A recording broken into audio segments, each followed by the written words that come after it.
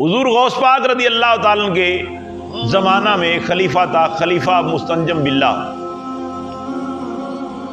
آپ کی زیارت کے لیے چلا تو کہنے لگا کہ میں عبد القادر جیلانی کو ولی تب مانوں گا اگر وہ مجھے سیب کھلائیں۔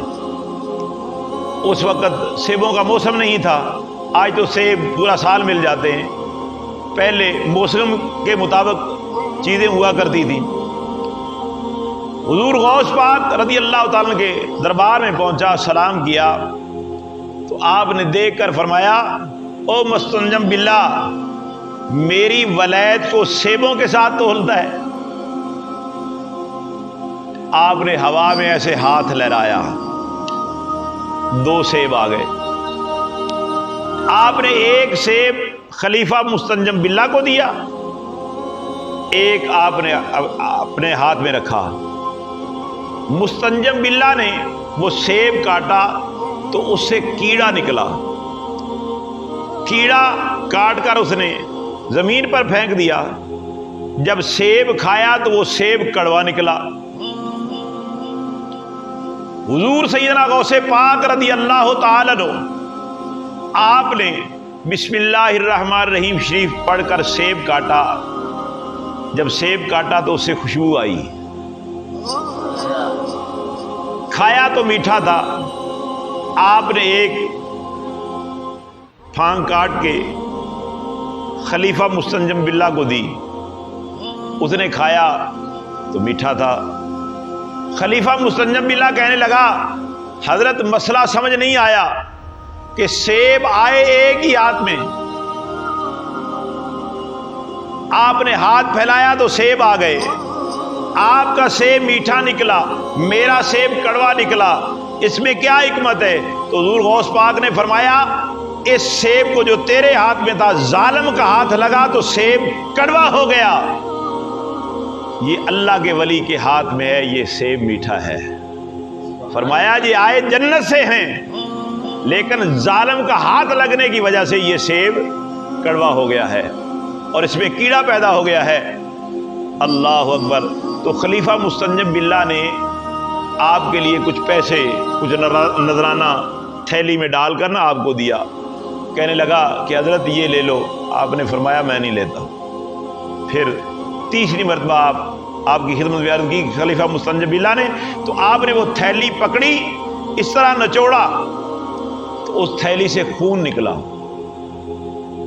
آپ نے فرمایا اگر مجھے نبی پاک کی رشتہ داری کا خیال نہ ہوتا تو یہ خون میں اتنا بہاتا کہ تیرے محلوں تک پہنچ جاتا، کیونکہ وہ خلیفہ حضرت عباس حضور کے چچا کی اولاد میں سے تھا۔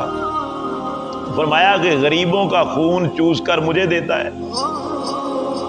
تو یہ اللہ والے جو ہوتے ہیں یہ کام کرتے ہیں الحب للہ والبغض للہ، اللہ کے لیے یہ پیار کرتے ہیں اور اللہ کے لیے ہی ناراضگی کرتے ہیں۔ تو آپ نے ارشاد فرمایا کہ میں غریبوں کے خون کا نچوڑا ہوا پیسہ، خون پسینے کی کمائی جو ہے، یہ لوگوں کے ظلم کر کے جو چھینا ہے، میں پیسہ نہیں لیتا۔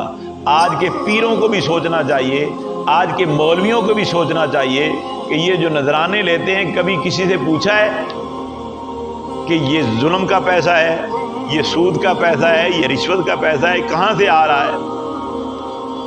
یہ حضور غوث پاک رضی اللہ تعالیٰ نے بتا دیا کہ اگر میرے طریقے پر چلنا ہے تو غریبوں پر ظلم نہیں کرنا۔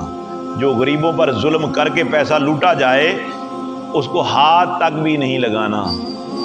تو پیارے برخوردارو، نوجوان ساتھیوں، اللہ پاک جل مجد الکریم نے ارشاد فرمایا فاذکرونی اذکرکم، تم مجھے یاد کرو میں تمہیں یاد کروں گا۔ نہ دولت سے، نہ دنیا سے، نہ گھر آباد کرنے سے، نہ دولت سے، نہ دنیا سے، نہ گھر آباد کرنے سے تسلی دل کو ہوتی ہے سونے اللہ کو یاد کرنے سے۔ الا بذکر اللہ تطمئن القلوب، خبردار ہو جاؤ، اللہ کے ذکر سے ہی دل کو سکون ملتا ہے۔ سکون نیٹ قلبوں میں تلاش کرو گے، دوستوں بیلیوں میں تلاش کرو گے نہیں ملے گا، سکون ملے گا تو اللہ کی یاد میں ملے گا۔ خدا را 5 وقت کی نماز کی پابندی کرو، چلتے پھرتے نبی پاک کی ذات پہ درود و سلام پڑھتے رہا کرو، اور زبان پر کلمہ شریف کا کثرت کے ساتھ ورد کیا کرو۔ یہ اللہ پاک جل مجد الکریم کے قرب کا واحد ذریعہ ہے، اللہ کی یاد ہے۔ اللہ تبارک و تعالی ہمارے حال پہ رحم و کرم فرمائے، اور اللہ پاک ہمیں اپنی یاد میں، اپنے ذکر و فکر میں لگا رہنے کی توفیق عطا فرمائے۔ آمین ثم آمین بجاہ نبی الکریم صلی اللہ علیہ وآلہ وسلم۔